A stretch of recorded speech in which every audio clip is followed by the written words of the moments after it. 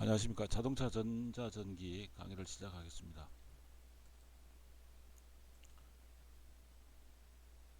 자동차 안에 일반적으로 장착되고 있고 기존에 지금까지의 내연기관 자동차가 자동차 안에 구성되어 있는 전기 전자 모듈들에 대해서 장치들에 대해서 공부해 보도록 하겠습니다.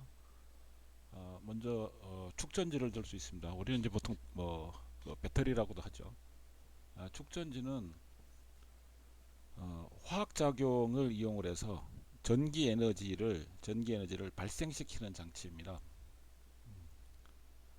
이제 이 축전지가 왜 필요한가? 이제 엔진을 시동을 걸 때 그때 필요합니다. 엔진을 시동을 할 때 엔진 시동을 거는 것을 갖다가 기동 전동기라고 하는데, 기동 전동기는 전기 에너지를 가지고 운동 에너지를 만드는 그런 것이죠. 그래서 기동 전동기가 그 운동 에너지를 가지고 자동차에 이제 시동을 걸게 되는데, 기동 전동기에 필요한 전기 에너지를 공급해 주는 것이 바로 축전기다, 배터리다. 그래서 배터리의 역할은 기동 전동기를 동작시키는 데 있고, 또 발전기가 고장 났을 때 보조 전원 역할을 합니다. 전기가 필요한데 전기를 발생시키는 것이 전기를 생성시키는 그런 이제 발전기가 있는데, 그것이 작동이 되지 않을 때 보조 전원 역할을 배터리가 또 해줍니다. 그리고 발전기와 전장 부품 사이에 전기적 불평형일 때 이제 배터리가 그 완충 역할을 해줍니다. 그래서 이런 그 축전지의 종류는 납산 축전지하고 알칼리 축전지, 리튬 이제 축전지가 있습니다. 근데 일반적인 내연기관, 가솔린 기관이나 또 디젤 기관에서는 납산 축전지를 사용을 하고요. 최근에 나오고 있는 하이브리드 자동차나 전기 자동차는 리튬 전지를 사용을 합니다. 다음으로 기동 장치, 이제 스타팅 시스템입니다. 그래서 자동차 내연기관은 자력 시동이 어렵습니다. 자기 힘으로 자동차 내연기관은 스스로 운동을 시작하지 못합니다. 그래서 외부 힘으로 초기 시동 때 엔진을 구동시켜 줘야 됩니다. 그걸 갖다가 기동 장치다, 스타팅 시스템이다 이렇게 부릅니다. 기동 장치로 가장 많이 사용되는 것은 구동 회전력이 큰 전동기를 사용을 합니다. 전동기. 그래서 엔진의 플라이 휠 링 기어와 기동 전동기의 피니언 기어의 기어비로 엔진을 이제 첫 그 운동을 시작시켜 주는 거죠. 이때 사용되는 전동기는 직류 직권식 전동기가 사용되고 있다. 스타팅 시스템의 구성은 이제 축전지, 그리고 점화 스위치, 그다음에 기동 전동기, 그다음에 배선, 이렇게 구성이 되고 있습니다. 다음으로 이제 점화 장치요. 점화 장치는 가솔린 기관에 이제 필요합니다. 가솔린 기관, 그다음에 우리 천연가스, LP 가스 기관에 적용이 되는데요. 그래서 직류 전원을 이용을 해서 고전압을 유도해 줍니다. 이제 불꽃을 튀기는 거죠, 한마디로. 그래서 정확한 시점에 강력한 불꽃을 발생시켜 주는 그런 역할을 합니다. 그러면 그 연소실 내, 자동차 엔진 내의 연소실 내부에 압축되어 있는 그 혼합가스에 점화 폭발시키는 역할을 해줍니다. 그래서 그러면서 이제 실린더의 그 병진 운동이 시작이 되는 거죠. 그래서 점화 장치의 구성 요소로는 점화 스위치, 점화 코일, 파워 트랜지스터, 배전기, 고압 케이블, 점화 플러그, 이런 것들이 점화 장치의 구성 요소들입니다. 옛날 자동차들은 이제 배전기를 장착을 해서 단속기 접점에다가 고전압을 유도하는 방식으로 점화를 했는데, 요즘은 파워 트랜지스터를 이용을 합니다. 그리고 고에너지식 점화 장치, 전자 배전 점화 방식, 실린더 개별 점화 방식, 이제 고급차들, 이제 그런 방식으로 요즘은 점화 장치가 이제 바뀌어져 있습니다. 충전 장치는 이제 축전지하고 축전지가 이제 스타팅 할 때 축전지가 기동 전동기에다가 전기 에너지를 주지 않습니까? 그러면 그렇게 해서 이제 운동이 시작이 되면 다시 또 엔진의 구동에 따라서 어, 전기 에너지를 또 발생시킬 수가 있습니다. 그래서 엔진의 구동에 따라서 여러 전장 부품에 전기 에너지를 공급해주는 그런 장치죠. 그래서 축전지의 전력을 충전하는 장치다. 배터리에다가 다시 충전해주는 장치가 있다. 이걸 갖다가 발전기라고도 합니다. 이때 발생하는 전기는 교류전기입니다. 교류전기는 보통 우리가 이제 사용하는 여러 가지 전기들은 전기 제품들, 전기 전자 제품들은 직류 전류를 사용을 하기 때문에 이렇게 교류 전기는 정류를 시켜줍니다. 우리 그 아답타라 그러죠. 아답타라고 하는 것이 바로 정류 작용을 이용을 해서 교류를 직류로 바꾸어 주는 것이 바로 이제 아답타의 역할이죠.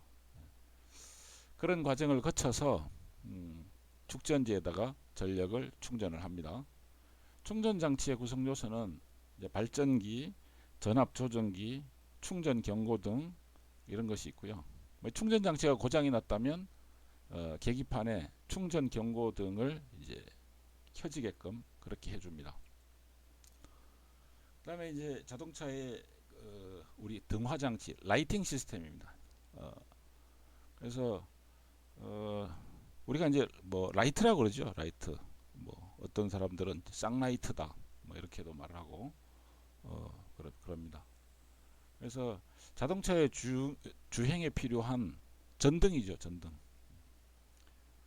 그래서 신호용 등화 장치, 그죠? 주행에 필요한 등화 장치가 있고 신호용 등화 장치가 있습니다. 그래서 주행용 등화 장치에는 전조등이 있고 이거는 이제 자동차가 이제 운행하는 데 필요한 그 전등이죠. 그래서 전조등이 있고 미등이 있고 차폭등이 있고 번호등, 그다음에 후퇴등 이런 것이 있습니다. 신호형 등화 장치는 다른 사람에게 이제 보여주는 등화 장치거든요. 그래서 방향 지시등은 내가 어느 방향으로 간다라고 이제 신호를 해주는 거죠. 다른 차량들에게.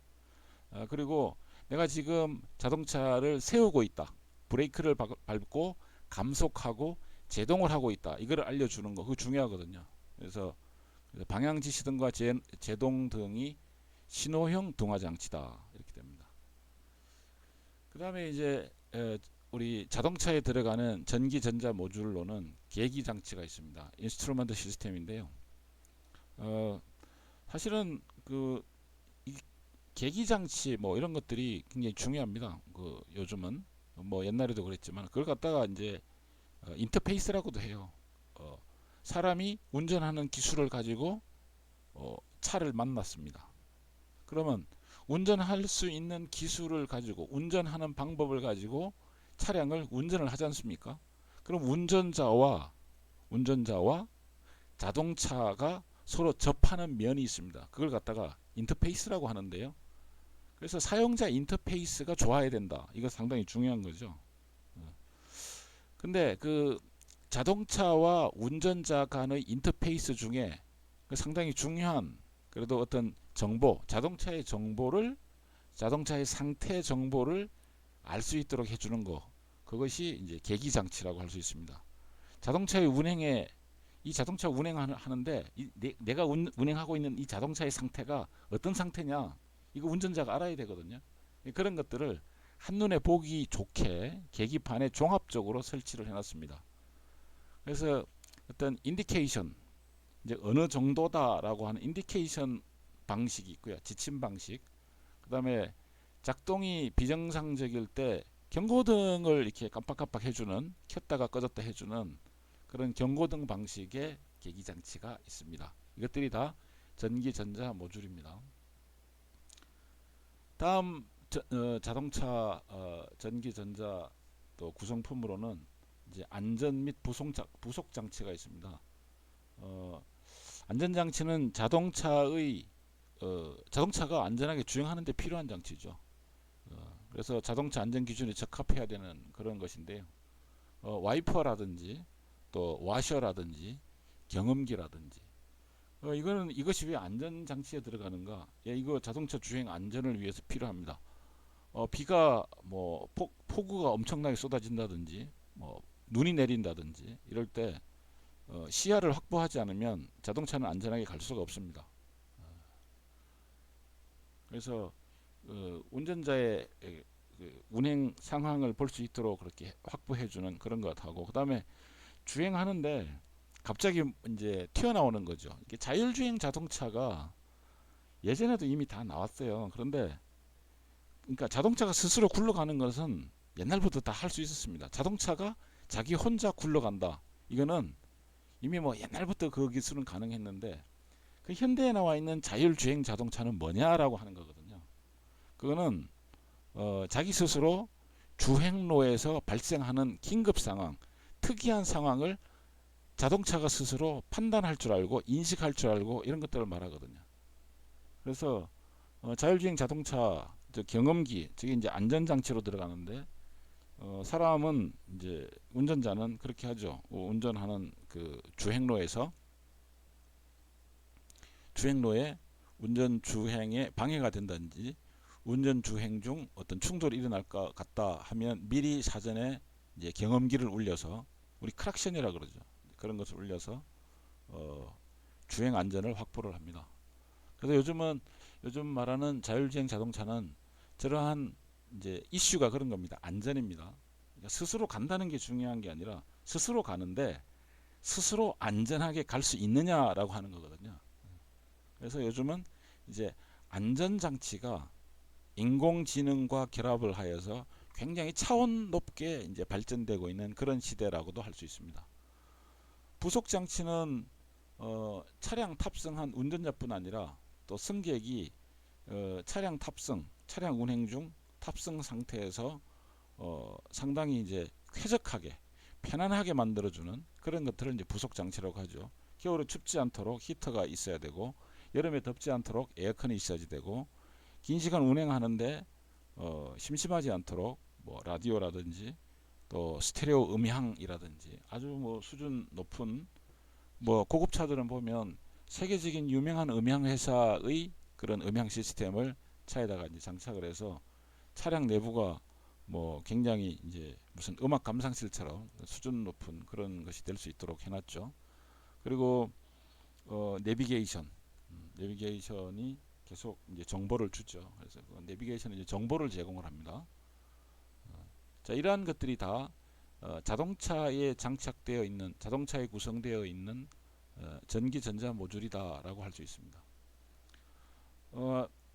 자기 현상이라고 주요 용어들을 좀 살펴보면, 예, 마그네틱 필드가 이루어져 가지고 자기력이 작용하는 겁니다. 예. 자기 현상은 마그네틱 필드가 형성돼 있다. 뭐 이렇게 얘기하고요. 전기 전자에서는 또 자기장이 작용하고 있다. 그것도 자기 현상이라고 하는 거죠. 자기 자성을 가지고 있는 물체를 자석이라고 하는데, 이제 이거 뭐 원래 전기장이 있는 곳에 그것과 수직적으로 자기장이 존재합니다. 전기장과 수직으로 자기장이 존재한다. 꼭 자석 아니어도 전기장이 있는 곳에는 반드시 자기장이 따라다닙니다. 전자는 음전하를 가지는 이제 그 물질을 구성하는 최소 입자, 이렇게 우리가 배우죠. 하이브리드 자동차는 하이브리드가 복합적이다, 이중적이다 이렇게 말하는 겁니다. 내연기관도 있고 전기 모터도 있고, 이게 두 가지가 있습니다. 하이브리드 자동차는 내연기관도 있고 전기 모터도 있어가지고 그렇게 하니까 내연기관만 계속 사용하는 차보다는 유해가스가 덜 배출되겠죠. 그래서 그거 이제 하이브리드 카라 그러고요. HEV, 하이브리드 일렉트릭 비히클이라고 합니다. 전기 자동차는 배터리가 이제 전기가 이제 굉장히 많을 갖고 있는 거죠. 그런 걸 갖다가 배터리라고 합니다. 우리가 15분 단위로 하기 때문에 제가 일단 이 강의는 마치도록 하겠습니다.